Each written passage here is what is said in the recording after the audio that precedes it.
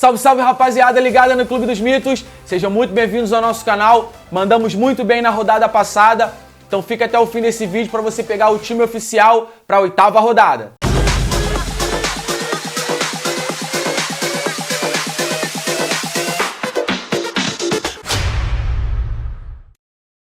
Como eu falei, rapaziada, o time oficial fez 63 pontos, acertamos a maioria das peças. Foi uma rodada, de novo, que a média não foi muito alta. Mais uma vez, não tivemos assim 3, 4, 5 jogadores ali entre os mais escalados indo bem. Então, foi uma rodada onde a maioria da galera ficou ali entre 50 pontos, 50 e pouco. Quem zicou caiu para 20, 30. Quem mandou bem fez acima de 70, beleza? Quem fez 70 pontos nessa rodada pode se considerar que mitou. A gente fez 63, ficamos ali bem perto, pode se considerar uma rodada muito boa. O Apostas fez pouco mais de 41 e o Valorização valorizou pouco mais de 5 cartoletas. Como eu falei, rapaziada, já tá aparecendo pra vocês aí a classificação da Liga dos Youtubers. Vocês estão vendo que o quinto colocado ali fez 71 pontos. Então realmente é uma régua interessante, tá ok? Bom, em primeiro lugar na rodada, Cartoleiro Nato fez 79 pontos. Em segundo, Bolacha Cheia fez 78. Em terceiro, Cartola em Destaque fez 77. Ficaram bem próximos ali. O Cartola, Tradicas e o Zord completam o G5, ambos com 71 pontos. Passando para a classificação geral, o Cartola em Destaque ainda em primeiro, tá liderando até com uma certa folga, tá mandando muito bem nesse início de campeonato aí o Cartola em Destaque. Um pouquinho mais atrás, 439, tá o Partiu Cartola. Em terceiro lugar tá Léo Esporte. Completando o G5, Cartola é Coisa Séria e VS do Marapé. Beleza, rapaziada? Essa é a classificação da rodada, a classificação geral.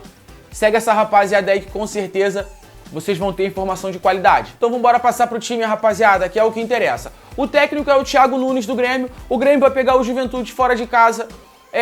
Falo sempre, tá? Ordem de sacrifício. Primeiro técnico, depois lateral, zagueiro, depois goleiro, tá ok? Monta o time lá do ataque e do meio e da lateral, que é as posições que a gente consegue fazer alguma previsão. Sacrifica a zaga, goleiro e técnico. Prioriza o goleiro, que é o que os cedidos ainda têm batido, e deixa a zaga e técnico pro sacrifício. O técnico sempre a primeira opção. Lógico, as melhores opções são os 4 times que são mais favoritos para ganhar os jogos: Santos, Atlético Mineiro, Flamengo e Red Bull. Beleza? Esses 4 times são os favoritos para ganhar. Se você puder botar Rogério Ceni, Barbieri, Cuca ou Diniz, tá ótimo. Esses 4 aí são os favoritos, mas a gente no sacrifício vai com o Thiago Nunes. Dos possíveis que dava para escalar com o dinheiro que ficou, o Thiago Nunes é o melhorzinho ali, que pode ser que consiga alguma coisa. O Grêmio fora de casa é muito mais time que o Juventude. A gente viu que o Juventude joga numa lagoa, né? Não é num campo.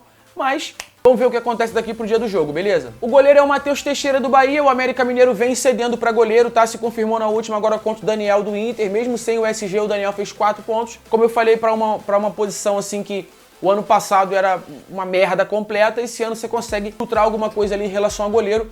Vamos com o Matheus Teixeira para ver se o América Mineiro segue essa tônica de imitar goleiro. Os laterais são Mateuzinho do Flamengo e o Rafael Luiz do Bragantino. Vamos lá. O Flamengo não dá para medir muito pelo último jogo, né? Mas o que a gente pode analisar em relação ao Flamengo é que o time tá muito desfigurado. Um time que você falar para qualquer flamenguista assim, o Flamengo vai sem Gerson, Arrascaeta, Gabigol e Everton Ribeiro, o que fica? Né? Fica a explosão, a profundidade do Bruno Henrique, o toque pro lado do Diego, o toque pro lado do Felipe Luiz, né? Um lampejo do Vitinho, as bolas perdidas do Michael, não fica muita coisa. Mas continua sendo um timaço, continua ganhando jogos, exceto esse último do Juventude. Mas a gente tem que entender que não é mais aquela máquina, tá ok? Vou repetir, sem Arrascaeta, sem Everton Ribeiro, sem Gerson e sem Gabigol, por mais que o Vitinho, o Pedro, o Bruno Henrique, Diego sejam grandes jogadores, cai muito o padrão, beleza? Não vamos dar uma carga no Flamengo contra o Cuiabá, porque eu sinceramente não consigo. Porém, o Mateuzinho tem cedidos, é um lateral que aparece bem nos desarmes, então tá com preço interessante também, vamos com ele para essa rodada. O Rafael Luiz é uma aposta nossa muito pelo último jogo que ele fez com a camisa do Red Bull. O Red Bull é o líder do campeonato, tá muito na frente.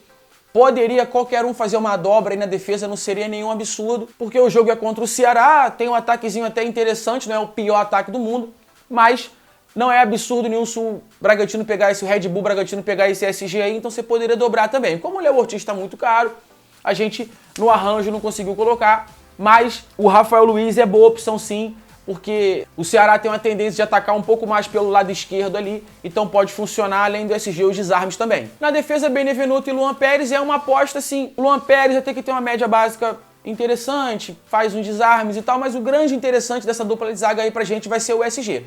O Santos recebe o Sport e aí não tem muito o que analisar, é Santos e Sport na Vila Belmiro. O Santos tem um DNA ofensivo interessante e tem conseguido, não é ainda uma defesa confiável, mas ele tem se credenciado a isso. Ele tem jogo após jogo passado, um pouquinho de segurança, não é grande coisa. Então contra o Sport, que é bem fraco, não fez gol em casa contra o Cuiabá, pode pegar o SG sim. Mesma coisa é Fortaleza e Chapecoense. Chapecoense é um time bem limitado. O Fortaleza agora veio de um jogo muito difícil contra o Grêmio fora de casa. Pode ser que contra a Chape em casa agora seja o jogo para o Fortaleza voltar a ganhar. Um time que apareceu muito bem nas 4 primeiras rodadas. Então assim, também, como eu falei, a mesma coisa do Santos, não seria nenhum absurdo. Mesmo o Fortaleza não consiga ganhar o jogo e dar um espetáculo, mas não acharia nada absurdo um 1-0 ou um 0-0. E o Fortaleza conseguindo sair sem tomar gol. Galera, antes de passar pro ataque, aquele recado rápido aqui da SuperBet88, um super site de apostas, onde você encontra diversas modalidades de futebol, MMA, basquete, da NBA aí, que tá na reta final, só jogo bom. Então, corre lá no site deles, tenho certeza que você vai se divertir. Se tiver dúvida, pô, Vinícius, não faço ideia do que é a SuperBet88, não faço ideia do que é aposta, o que é esse lance de bet, que todo mundo só fala disso agora, pergunta pra gente aqui.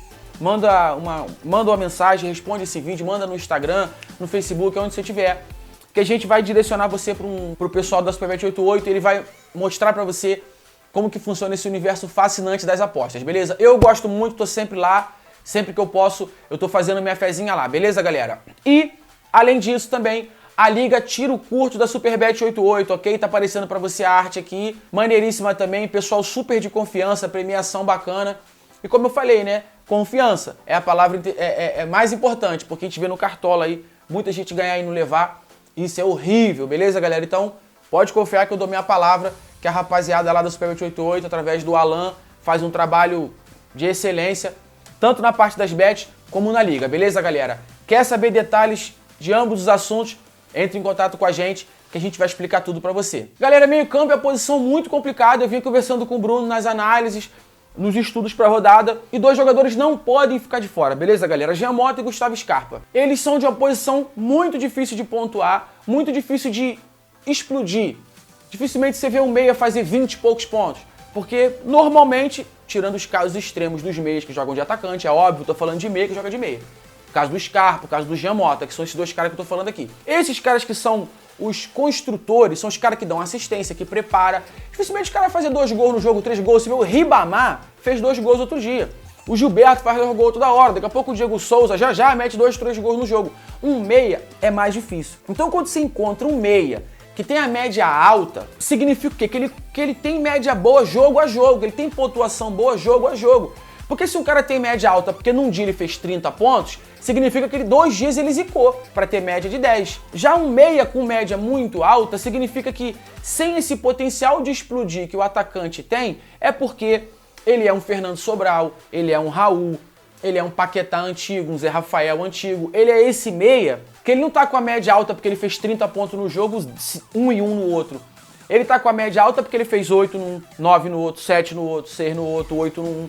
Então, encontrar esses meias é muito difícil. E esse campeonato mostrou pra gente até aqui o Jean Mota e o Scarpa. Então, na minha opinião, não dá pra deixar de fora. São caras que a gente já viu que tem oscilações muito grandes. Diferente do Sobral e do Raul, por exemplo, como eu dei de exemplo aqui. São caras mais constantes um pouquinho, mas oferecem menos scouts ofensivos. Então, o Jean Mota e o Scarpa não. São os meias que, além de estarem desarmando, estarem sofrendo faltas, estão chegando lá perto do gol também. E tem conseguido dar assistência, o Jean Mota então tem feito gols, então tem sido muito legal assim avaliar essas 2 possibilidades de meia, um pouco mais de solidez ofensiva, né? Coisa que a gente não estava encontrando aí no campeonato. Então a dica que eu dou é, sacrifique o que você puder para você colocar esses 2 meias. Se não der, você tem a opção do Pirani no Santos, que é um pouco mais barato que o Jean Mota, mas também não tem tanta média assim, não tem possibilidade de tantos scouts diferentes. E aí, se você quiser baratear mais ainda, porque o Scarpa é o mais caro, vai ser o Scarpa, mas sabendo que tudo isso que eu falei anteriormente aqui tem aparecido aí nas estatísticas de meia para o Scarpa e para o Jean Mota. Um detalhe, né? O Scarpa vai jogar fora de casa contra o Internacional, a dificuldade é um pouquinho maior. É porque realmente não tem tantos meias que despontem para haver uma concorrência para esses 2 aí. Fechando o meio de campo, vamos com o Raul, do Red Bull. Aí sim, esse cara aquele carregador de piano, né? A formiguinha, o cara que faz o trabalho sujo, o limpa trilho. É o cara que Eu tava num campeonato agora com o meu time pessoal com 10 pontos de vantagem pro cara que tava contra mim. E o cara tinha o Raul pra jogar no último dia. E eu fiquei ali até o último segundo atualizando o aplicativo, porque o Raul tava fazendo 9 pontos. O cara tava com 8 desarmes e 6 faltas sofridas. O Raul, realmente, se tem alguém de média básica nesse campeonato aí, é o Raul. Tá conseguindo contribuir sem gol e assistência demais. Se bater o vento e ele fizer uma assistência ou fizer um gol, a perspectiva é passar de 15 pontos, beleza? Então o Raul fechando o nosso meio de campo. Poderia ser o Claudinho? Poderia.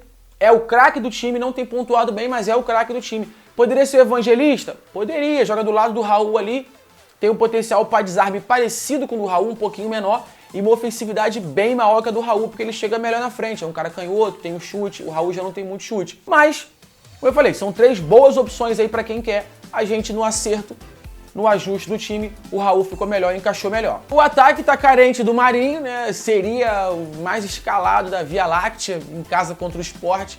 Mas o Marinho tá suspenso, não vai jogar, então não vamos com ninguém do Santos na frente. O Caio Jorge é uma opção interessante, mas não pontua com muitos scouts, depende muito do gol e da assistência. Fica meio cabreiro assim. O Marcos Guilherme, que foi um cara assim no tempo do Atlético Paranaense, era um cara que tinha oferecia essa pontuação.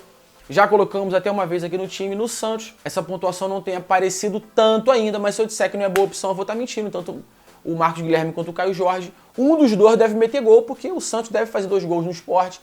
E um desses caras ali pode ser premiado. Tô concentrando mais no Jean Mota, tô achando que vai sair mais coisa boa do pé do Jean Mota, que é um cara que tem pisado na área, mas o ataque também é algo que você pode ficar de olho, principalmente se você já perdeu o teu mensal, você quer valorizar, quer botar um cara baratinho, vai nessa opção aí. O nosso, foco no ponto, a gente vai com o Hulk no ataque contra o Atlético Goianiense em casa, não é um adversário assim muito cachorro morto, mas o Atlético Mineiro tem tudo pra ir bem, beleza? O outro é o Vitinho do Flamengo, o mesmo que eu falei pro Raul, vale pro Vitinho do Flamengo. Tá? Você pode botar o Pedro, você pode botar o Bruno Henrique, vai do teu orçamento, vai da tua visão.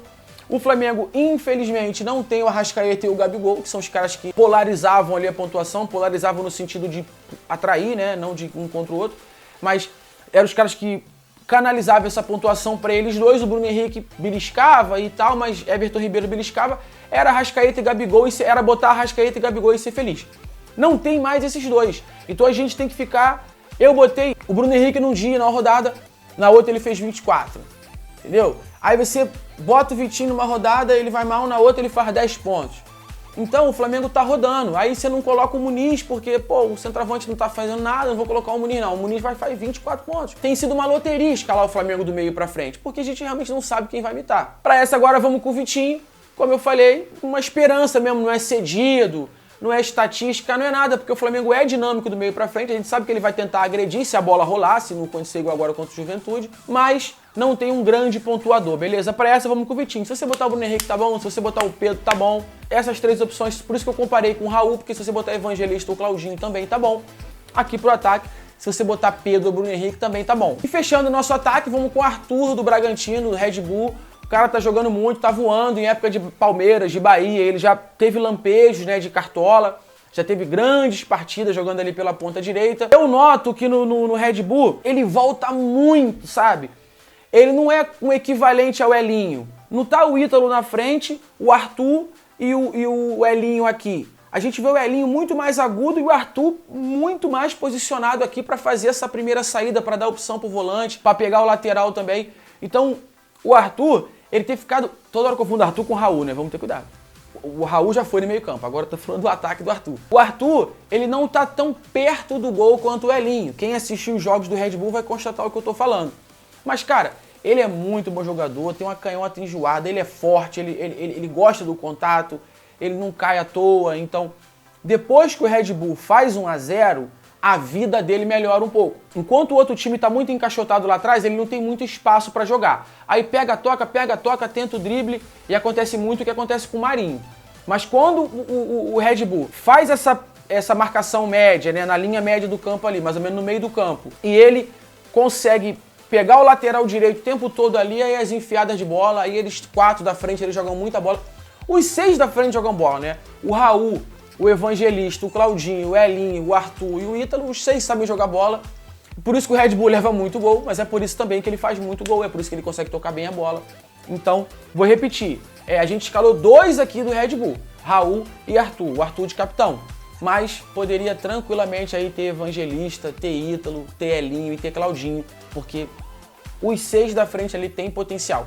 Beleza, galera? Por enquanto, até aqui no Cartola, o Raul e o Arthur têm mostrado um pouco mais, é com esses 2 que nós vamos. Então esse é o time, rapaziada. Você que botou um capitão diferente, escalou outra formação, outro time diferente, manda pra gente no comentário aqui pra gente interagir e aprender com vocês também, pessoal, ok?